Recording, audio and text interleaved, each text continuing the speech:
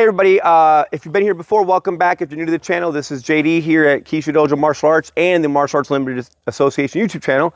I got my man Sifu Ed Stahl here, and we're gonna do a breakdown of Sumbrada, or the Roof for Roof series.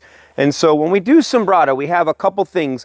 I'm gonna kind of do a breakdown of the technique. We're gonna go into 3 Sumbradas, and then we're gonna show you how this can be applied in actual fighting, and so it's not just stick patty cake. So if Ed feeds me the straight down angle, I'm gonna practice my roof defense. And then he's gonna pull back and give me angle 1. I go inside sweep. Again, my hand's hiding behind my stick, and then he's gonna pull through and feed me angle 2, and this is a shield. And then I would do the same for him. 1, 2, 3. And this is right here just called the 3 defense drill.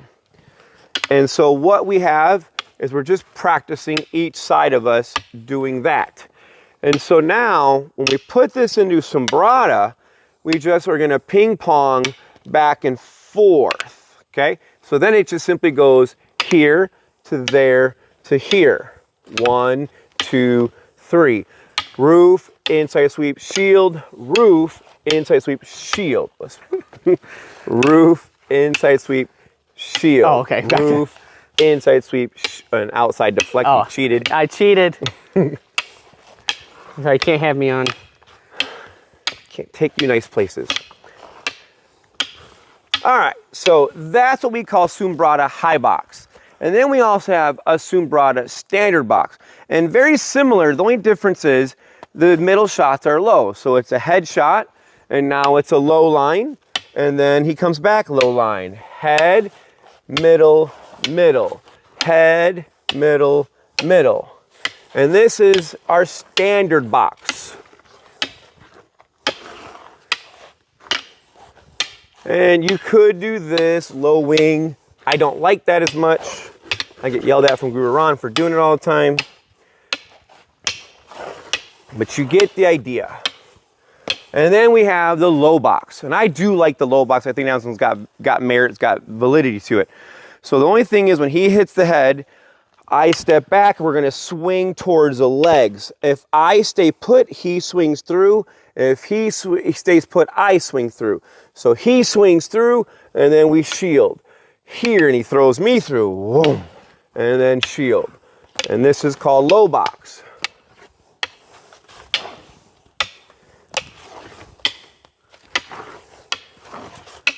Remember to throw it through. Right there. Boom. I almost take the hand out. I almost got your hand. Yeah. I don't even have the padded sticks. Normally I got padded sticks and get a little. So those are your 3 Sumbradas, okay? And then of course you have variables. And as you saw when Ed was doing the high box, he was doing the outside deflect versus the shield. And that's variables. And then you can do the destructions, you can hit the hand, you can do all kinds of stuff. And when we test under Guro, 17 variables for Sumbrada. You have to know all of those. All of them. Okay? All 17. But what about actual combat? So if we put the sticks down, granted, he's probably not gonna come down like where I'm gonna do that. That's probably not gonna happen. But what we do have is the same process. So when he comes down, one of the versions is a guillotine. And so I could hit, and then we just talked about it, roof to inside sweep. So if I guillotine here, there's a shot there. And then if he comes through, attacks on angle 2, and now I have that, which is my outside deflect or my shield. And of course, if you have a knife and stuff, you can play with this. And understand, this is attribute building. It's not actual combat yet. You don't have to do all the pieces. So when he does his first one, maybe I'm just doing that. So as for some reason he came downward, and even if he doesn't, if he goes for a straight jab, again, you're going almost into like a JKD style. Yeah. But it's the same concepts.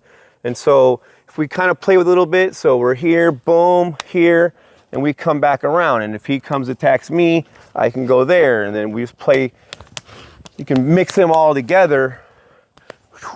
It's more who bad. Oh, and you get the idea. Dead.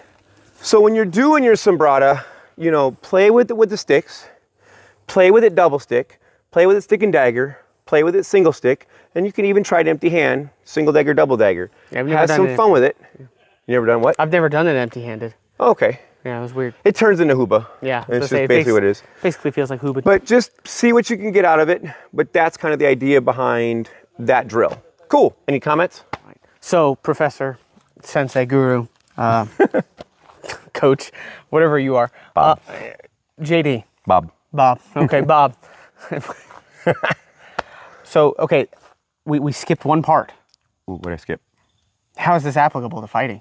Oh, well, that was what I was saying. Like, so when they come at you, instead of it being, you know, like roof to here, Yeah. maybe you just go right into it. Oh, okay, so you're developing like the afterthought. Correct. The second hit. Yes. Oh, okay. That's kind of what I mean by that is like, hey, yes, you're learning this. And you can do the same thing when you're doing Heaven 6. So Heaven 6 is really interesting because if you pretend like we have our sticks, right? Yeah. And so if you feed me, Okay. so there's 1, there's 2, there's 3. Got it. Okay. And so same concept, if you're taking Heaven into context. Got it. How do I get it into an attack? Yeah, so if we get our sticks back, so building on the combat application, right? Big word. Yeah, if we're here, right? This is just patty cake. So, but if you strike just the overhand, it does program you to immediately Correct. go into the strike. And it's the 3 probably most common angles that you're gonna get. An overhead, a forehand, And a backhand. right? And then the backhand, which is he's doing. So I think that's where a lot of that application lies, is the ability to have that counterattack like immediately. Because I know a lot of times my students at Metrolina Martial Arts, a lot of them really like the shield to the overhead because it's so hard for your opponent to block. So they'll almost bait the backhand just so they can get the shield And the disarm. and the disarm. Disarm is by accident. Remember, disarms are, he's incidental. Secondary. But they will definitely go for the head on that. I think the only reason why I wasn't thinking that, at least for this video, is sure. we had said, what are the odds of us both having a stick? Very slim. In a real Yeah, confrontation.